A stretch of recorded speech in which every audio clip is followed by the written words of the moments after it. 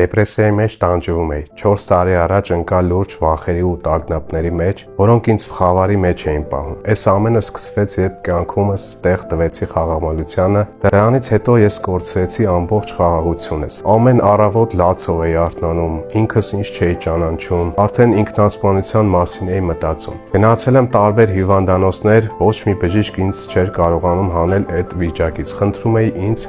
դեղեր տան, որ փոխվեմ, բայց չեն կարողանում օգնել։ Դրանից առաջ վաղ չափողների մոտ եմ այցելել, մոմ թափողների մոտ, որոնք իմ